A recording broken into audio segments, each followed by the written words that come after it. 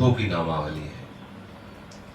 यदि कोई लाख लाख बार हरि हरि उच्चारण करे तो हरि के लाख नाम उच्चारण का जो लाभ है वो एक बार किसी भक्त के नाम का उच्चारण करने से प्राप्त हो जाता है। हरि को लाख बार पुकारने पर जो परम सुख परम लाभ प्राप्त होता है, प्रभु के दास को एक बार पुकारने से प्राप्त हो जाता है। भक्तन की नामावली जो करिए चित लाए, ताके भक्ति बढ़े घनी और हरि होए सहाय।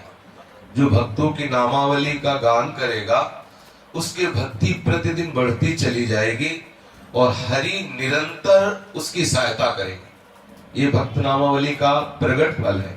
जो भक्तों की नामावली का गान करेगा तो हरि उसकी निरंतर सहायता करेंगे और उसकी भक्ति कोई ऐसी सामर्थ्य नहीं है किसी विनायक की कि भक्त की नामावली का गान करने वाले की भक्ति में बाधा पहुंचा दे। राधा वल्लभ भजत भज भली भली सब होए, जिते विनायक शुभ अशुभ विघ्न करे नहीं कोई। विघ्न करे नहीं कोई, डरे कलिकाल कष्ट भय, हरे सकल संताप हरस हरिनाम जपत जय। श्री वृंदावन नित्य केली कल करत अगाधा, हित हरिवंश किशोर भजत भज श्री हरि राधा। बोले राधा वल्लभ लाल के भजन करने वालों का जो भजन करता है, अर्थात किशोरी किशोर के भजन करने वालों का जो भजन करता है, तो त्रिभुवन में जितने अशुभ विनायक हैं, जो अनिष्टकारी हैं, जितने भी अनिष्टकारी शक्तियां या आसुरी शक्तियां या दैवी शक्तियां, किसी की सामर्थ्य नहीं है कि भक्त की नामावली करने वाले को राधा वल्लभ भजत भज, जो राधा वल्लभ लाल का भजन करने वाले उनका जो भजन करते, किसी अशुभ विनायक की सामर्थ्य नहीं है को बाधा पहुंचा सके। और किसी शुभ विनायक की, अशुभ विनायक तो सबको ही जानते हैं क्लेशकारी होते हैं, लेकिन जो शुभ होते हैं जिन्हें सुखकारी समझते हैं वो भी हमें प्रभु से विमुख कर देते हैं। हमारे परम सुख सच्चिदानंद में श्री हरि के चरणारविंद के आश्रय से विमुख कर देते हैं जो शुभ विनायक होते हैं। तो जो भक्तों का आश्रय लेता है, भक्तों का नाम कीर्तन करता है, भक्तों की नामावली का गायन श्रवण करता है, तो अशुभ विनायक तो समीप आ नहीं सकते और शुभ विनायक अपना कोई ऐसा प्रभाव नहीं दिखा सकता जिससे भक्त के आश्रय लेने वाले का चित्त प्रभु से विमुख हो जाए। और सबसे बड़ी महिमा की बात की युग है कलयुग। कलयुग का कोई भी कुचक्र उस भक्त के ऊपर अपना प्रभाव नहीं डाल सकता जो भक्त नामावली का गान करता है। और महामहिमा की बात, उसे श्री वृंदावन का वास प्राप्त हो जाएगा जो इन भक्तों का नाम कीर्तन करेगा। और महामहिमा की बात, तीनों तापों का नाश हो जाएगा। त्रिविध ताप नाशय सकल सब सुख संपत्ति हो।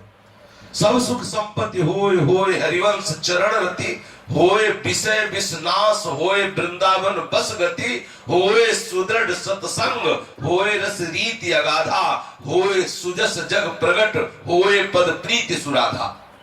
जो भक्तों की नामावली का गायन करेगा तीनों तापों का नाश हो जाएगा।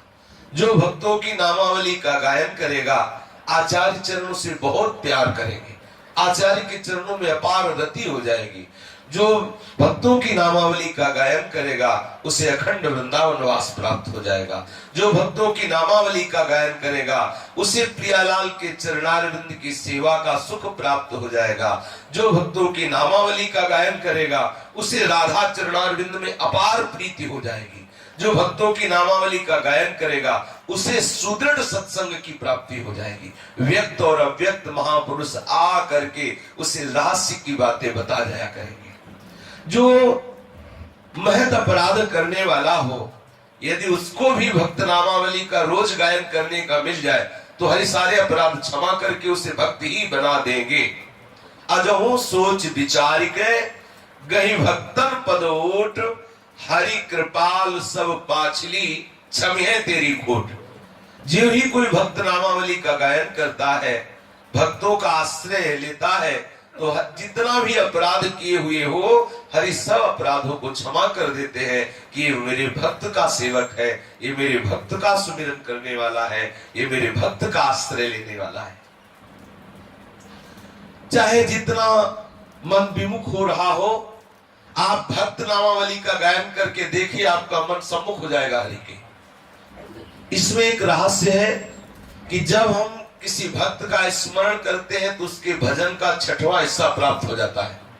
अब आपने मीरा जी का स्मरण किया, अब किस कोटि का मीरा जी का भजन है, वो भजन का 6वां हिस्सा आपको प्राप्त हो जाएगा।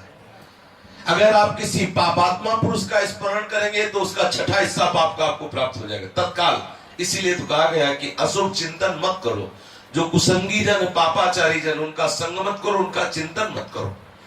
किसी भी भक्त का, अब सेना धना कबीरा नाभा ऐसे संतों का नाम उच्चारण कर रहे, उनका सुमिरन कर रहे, तो उनका भजन का प्रभाव तत्काल 6वां हिस्सा अपने आप को प्राप्त हो जाएगा।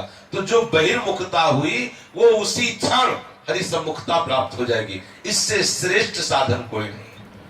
समस्त महापुरुषों ने, संतों ने, महंतों ने एक स्वर में निर्णय किया है कि वैसे भजने को तो 2 ही भले हैं, कह हरि कह हरिदास। जैसे श्री स्वामी जी महाराज भी कहते हैं, हित तो कीजे कमल नयन सो, जाहित आगे सब हित लागे फीको, कह हित कीजे साधु संगत सो, जो कलमश जाए सब जी को। अब 2 में भी और गंभीरता से विचार हुआ, हरि और हरिदास भजबे को 2 ही भले। अब इसमें और विचार हुआ तो बोले हरिदासों का भजन करने से पूरा भजन हो जाता है, अलग से हरि का भजन करने की जरूरत नहीं।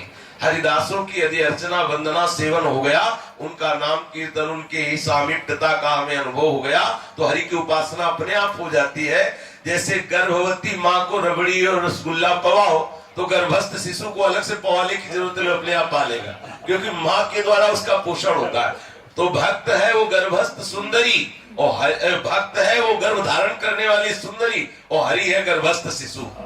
जो भक्तों की सेवा, भक्तों का चिंतन, भक्तों के नाम का गायन करता है, तो गर्भस्थ शिशु हरि अपने आप पुष्ट हो जाते हैं, अपने आप उनको आनंद का अनुभव होता है।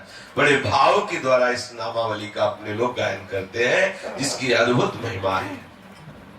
हम सो इन सा